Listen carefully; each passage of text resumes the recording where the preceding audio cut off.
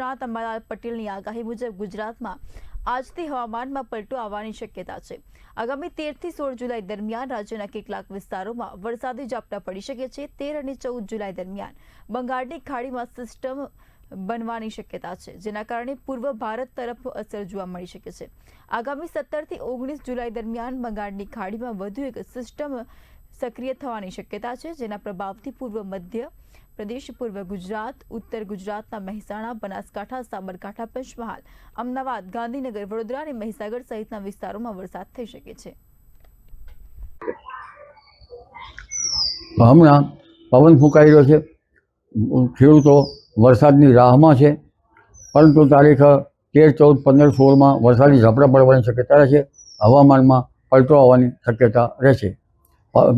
આ ઝાપટા લોકલ સિસ્ટમના કારણે જુદા જુદા ભાગોમાં થવાની શક્યતા રહેશે, એટલે વરસાદી વહન માં હજુ આવવાની તો વાર છે, પરંતુ ઉત્તર ગુજરાતના ભાગો અને મધ્ય ગુજરાતના ભાગોમાં પણ વરસાદી ઝાપટા પડવાની શક્યતા રહેશે।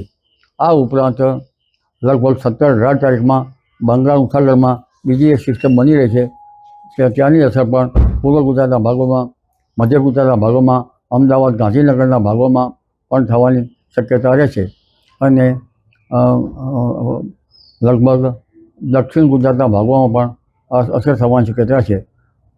તારીખ 17 થી 23માં આ સિસ્ટમની અસર ખાસ કરી તો 18 થી 23માં કે 20 થી 23માં થવાની શક્યતા રહેશે, જેમાં દક્ષિણ ગુજરાતના ભાગોમાં ભારેથી અતિભારે વરસાદ થવાની શક્યતા રહેશે।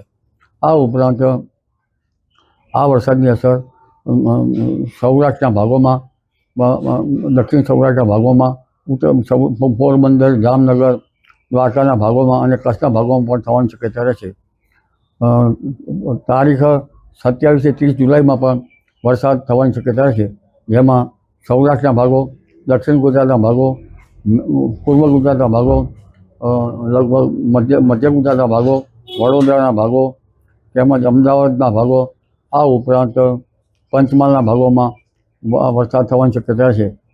મહેસાણાના ભાગો, બનાસકાંઠાના ભાગો, સાબરકાંઠાના ભાગો, કચ્છના ભાગો અને અરવલ્લીના ભાગોમાં પણ વરસાદ થવાની શક્યતા છે। એટલે વરસાદ હજુ ગયો નથી, વરસાદનું વહન આવશે। 20મી જુલાઈ પછીનો વરસાદી પાણી સારું ગણાય છે। ઓગસ્ટની શરૂઆતમાં પણ વરસાદ થવાની શક્યતા રહેશે। વરસાદ મોટા ફોરાનો થવાની શક્યતા રહેશે। જી।